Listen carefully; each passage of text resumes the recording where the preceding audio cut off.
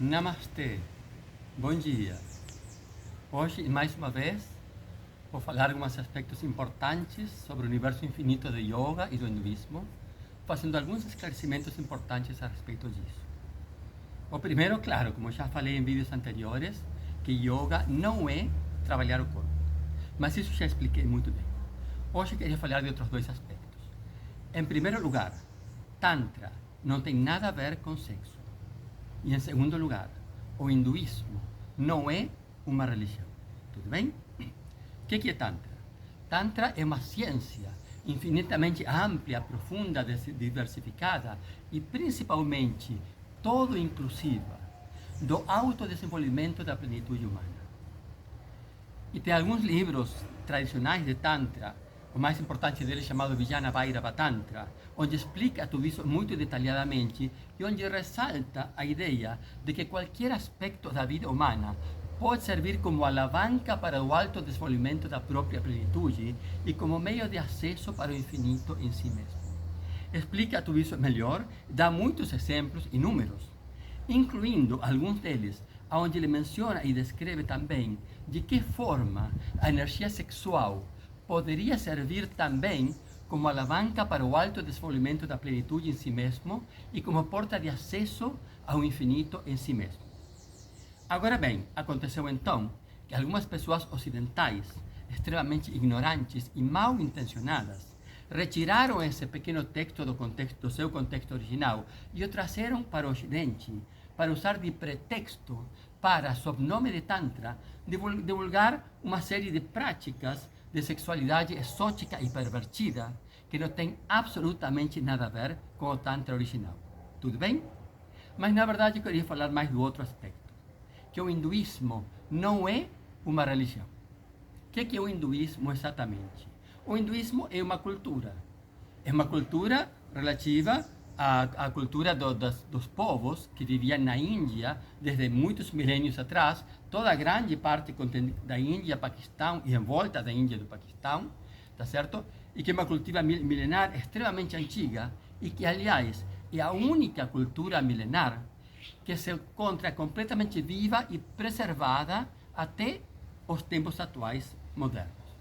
Por exemplo, então, o hinduísmo é uma cultura, assim como tem a cultura chinesa, a cultura europeia, a cultura ocidental contemporânea, a cultura azteca, a cultura inca, a cultura maia e inúmeras outras culturas, que incluem todos os aspectos da vida. Tudo bem? Isso que é o hinduísmo. Agora bem, a característica principal do hinduísmo como cultura é a ideia muito viva e profunda e verdadeira e clara da unidade da vida, de que todo no universo é uma unidade e que nada nunca vai ser compreendido se for visto fragmentariamente ou isoladamente. Por isso que yoga significa unidade, porque a ideia da unidade da vida é a ideia principal do hinduísmo e do yoga. E especialmente a principal diferença com a nossa cultura ocidental, onde a característica principal dela é a fragmentação. No Ocidente, os distintos aspectos da cultura e do conhecimento se encontram em compartimentos separados, como se uma coisa não tivesse nada a ver com outra coisa.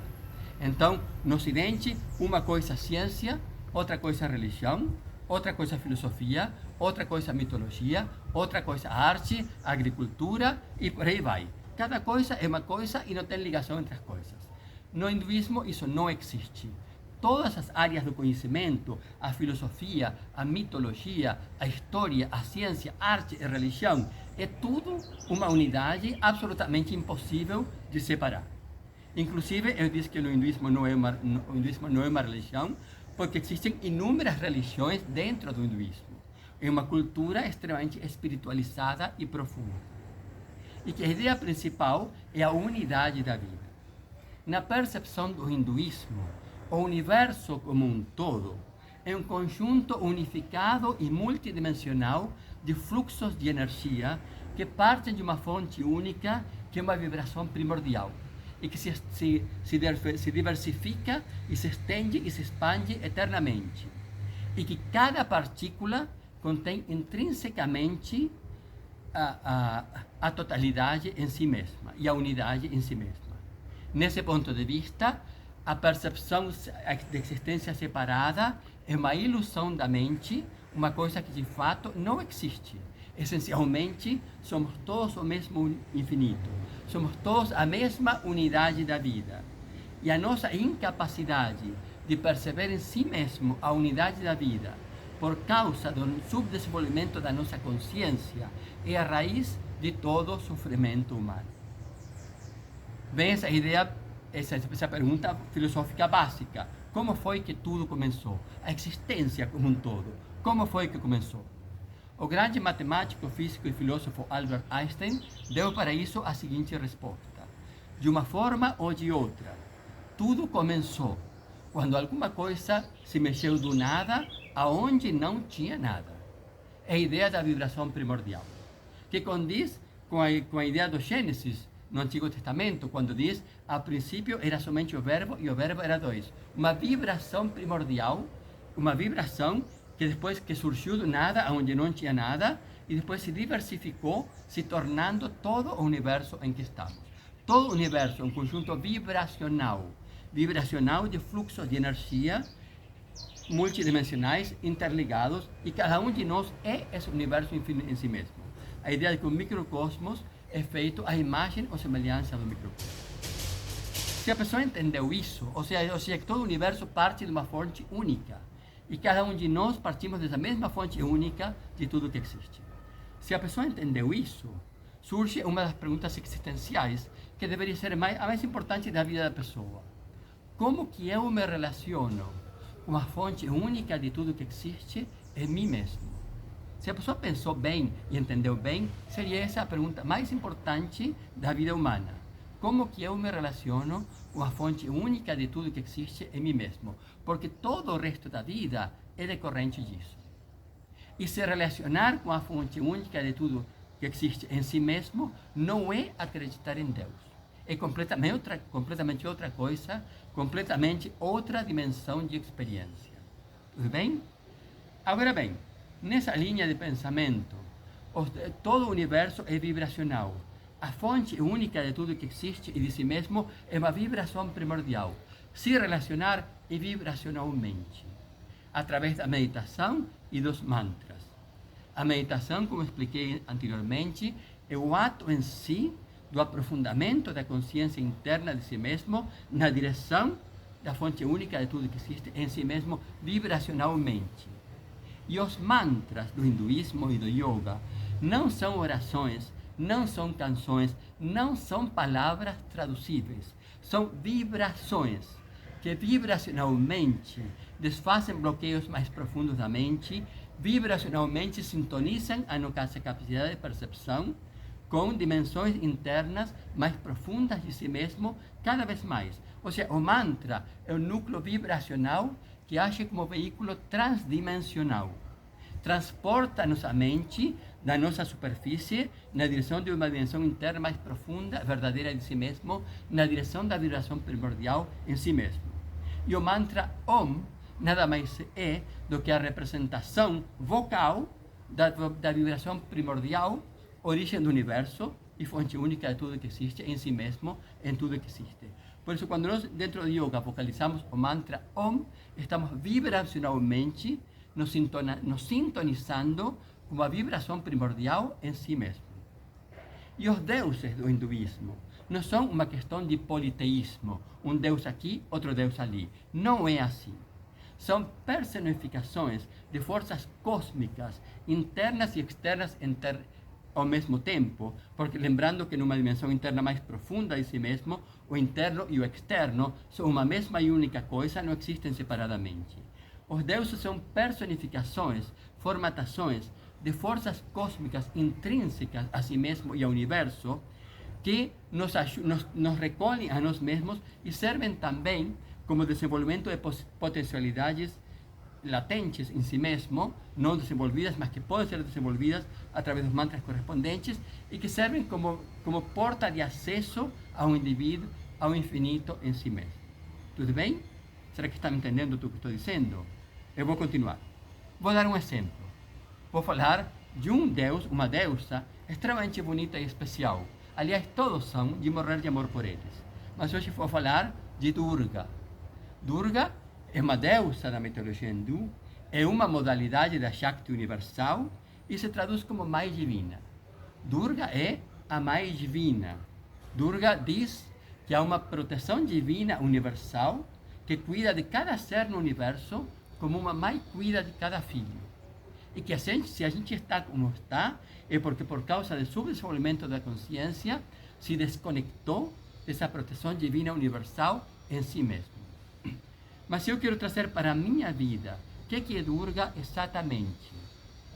A resposta é: Durga é a personificação de um sentimento muito específico.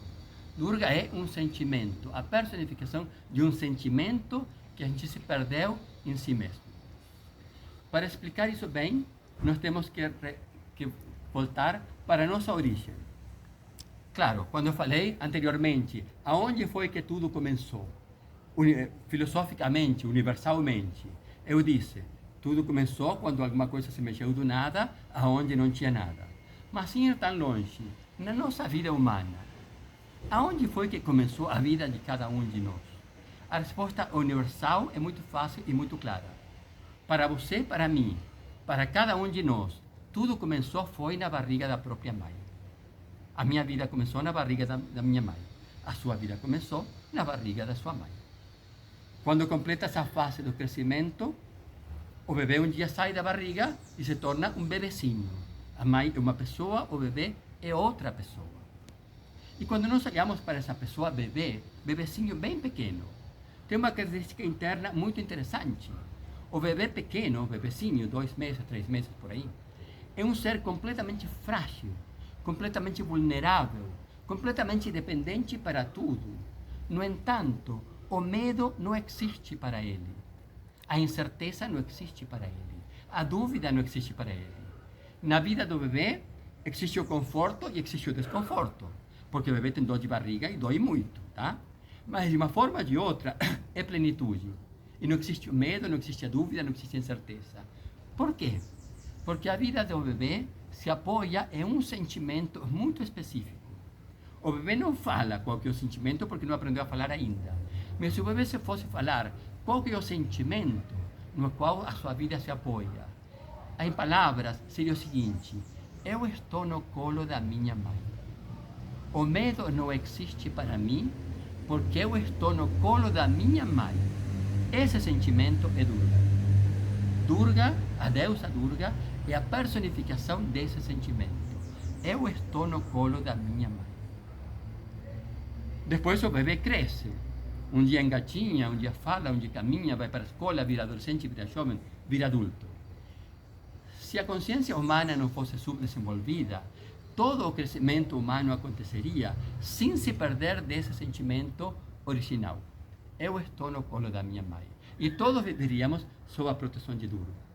Acontece que devido a circunstâncias completamente anormais em que se encontra a humanidade, devido ao subdesenvolvimento da consciência, que expliquei anteriormente, o bebê se perde completamente desse sentimento original, de estar no colo da mãe. Dessa separação surge o medo, como reação ao medo surge a violência, e o resultado é o horror da situação do mundo em que vivemos.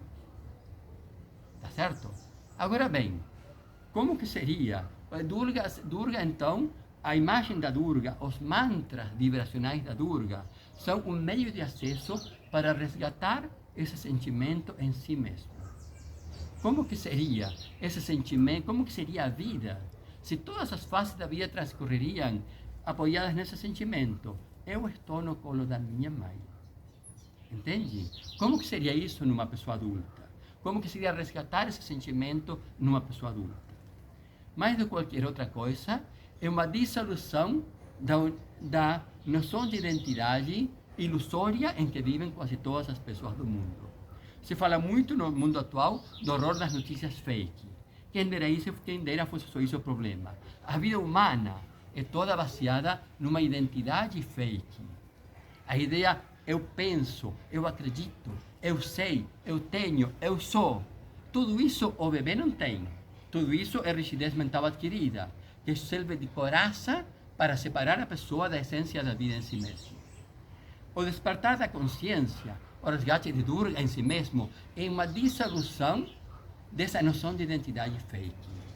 Tudo essas ideias tão profundamente enraizadas na consciência humana, eu tenho, eu acredito, eu sei, eu penso, eu acho, eu sou, eu tenho, tudo isso gradativamente se dilui. E o que fica é uma percepção mais direta do seu entorno. Uma concepção de que eu sou a vida em mim. Eu olho a vida em volta de mim e a mesma vida que eu sou. Eu estou na grama. Isso aqui é uma graminha, isso aqui é outra graminha. São todas a mesma grama. Isso aqui é a vida, isso aqui é a vida, isso ali é a vida. Somos todos a mesma vida. Por isso que na aula de yoga, às vezes, ao sentir a respiração, eu repito a seguinte afirmação: não sou eu quem respira, é a vida que respira em mim. A mesma vida única que respira em todas as vidas. Estou recebendo, sentindo, agradecendo. À medida que a noção de identidade fake se dilui, o que fica é esse sentimento. Eu sou a vida em mim. A mesma vida única que está em volta de mim, eu sou a vida em mim, como uma graminha no meio da grama. E a partir desse fica um sentimento, eu sou a vida em mim. Eu sinto a unidade entre eu e tudo que está em volta de mim, principalmente quando o que está em volta de mim é a natureza, é claro. É muito importante que esse processo seja em forte comunhão com a natureza, senão fica muito mais difícil. Então, a partir desse sentimento, fica em mim um sentimento. Eu sou o que a vida pede de mim. Eu me entrego ao que a vida pede de mim. E a vida cuida de mim. Esse sentimento é Durga numa pessoa adulta. Eu estou a evolução do sentimento que era quando era um bebê. Eu estou no colo da minha mãe. Quando é uma pessoa adulta, há uma dissolução gradativa da identidade fake. Não tem mais eu penso, eu acredito, eu tenho, eu sou. Nada disso que não existe, que é tudo mentira. É tudo falso, tá certo? E o que fica é um sentimento de unidade com a vida em volta de mim, principalmente com a natureza. Então, eu sou a vida que está em volta de mim. Eu me entrego ao que a vida pede de mim e a vida cuida de mim. Esse sentimento é o resgate de Durga internamente numa pessoa adulta. Somente esse sentimento deixa a pessoa verdadeiramente bem resolvida e abre um espaço interno que conecta com a felicidade intrínseca do ser. Um sentimento interno de agonia e êxtase infinito, que não se compara com nada do que possa se querer nesta vida. Experimenta, pratica. O caminho é meditação, mantras, natureza. Faça sua prática, tenha sua experiência e que todos sejamos felizes para sempre. Namastê.